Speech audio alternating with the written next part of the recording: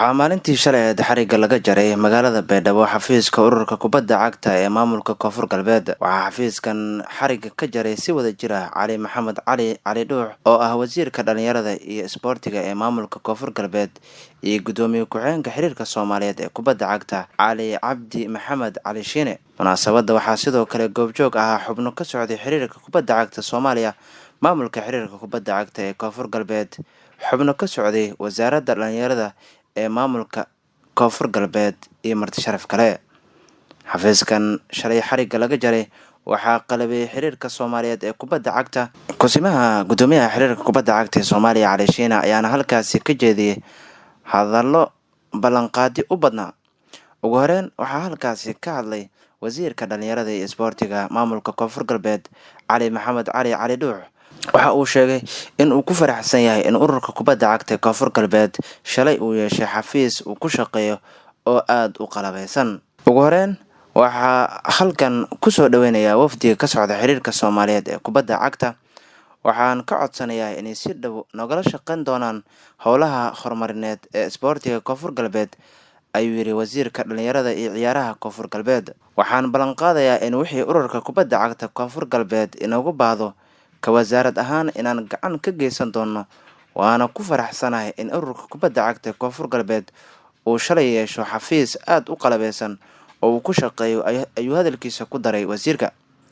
Dhinaca kale, gudoomiye ku-xigeenka xiriirka Soomaaliyeed ee kubadda cagta ahna kusimaha gudoomiyaha Cali Cabdi Maxamed Cali Shiine ayaa ballan qaaday in waxa uu xafiiskan u baahan yahay oo ay fulin doonaan, isla markaana ay tababaro u qaban doonaan ururka kubadda cagta ee maamulka Koonfur Galbeed. Waxaan ballan qaadayaa in wixii agab iyo weliba macluumaad kale ah oo uu u baahdo xafiiskan uu ku shaqeyn doono ururka kubadda cagta ee Koonfur Galbeed in aan ka xiriir ahaan gacan ka geysan doono, ayuu yiri gudoomiye ku-xigeenka xiriirka Soomaaliyeed ee kubadda cagta Cali Shiine.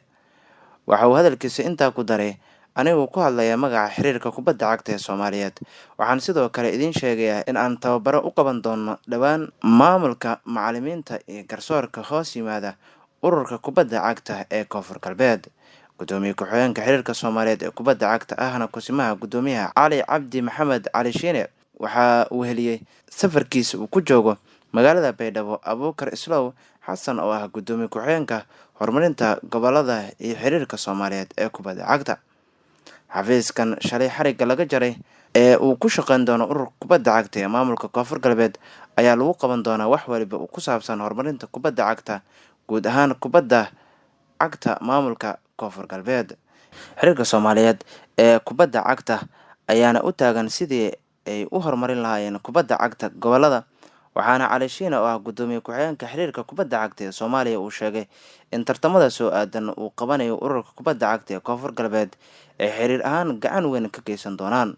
Waa markii saddexaad oo wafdi ka socda xiriirka kubadda cagta ee Soomaaliya uu tago Koonfur Galbeed muddo 2 bilood gudahood ah, taasoo qayb ka ah horumarinta uu xiriirka ku doonayo sidii uu u horumarin lahaa guud ahaan ciyaaraha kubadda cagta ee gobolada dalka oo dhan.